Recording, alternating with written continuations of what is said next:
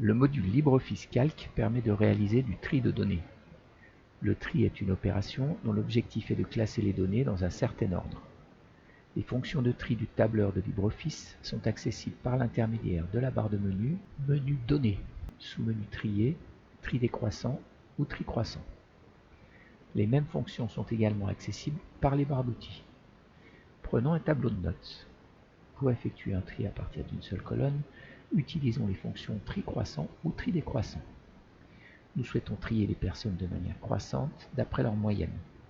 Plaçons-nous dans la colonne moyenne, puis cliquons sur le bouton de tri croissant. Calc sélectionne tout le tableau, puis trie les données en utilisant les valeurs de la colonne où nous nous trouvions avant de cliquer sur le bouton de tri.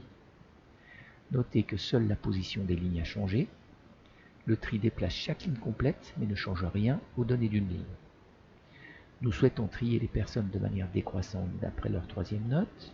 Répétons l'opération en faisant un tri décroissant à partir de la note N3. Pour effectuer un tri à partir de plusieurs colonnes, utilisons la fonction trier.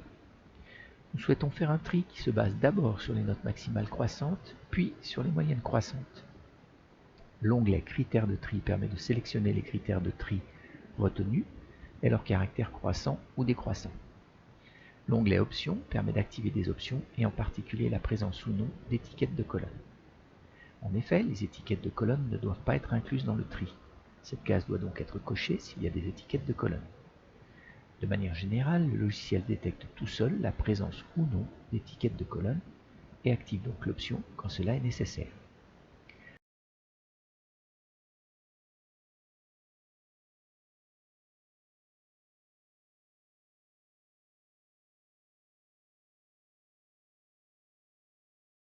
Les options permettent également de faire un tri des colonnes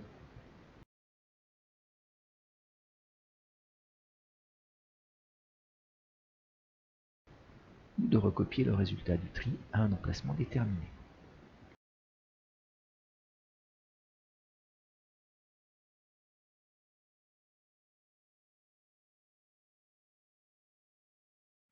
Une certaine attention doit être apportée au tableau de données initial afin d'éviter tout problème.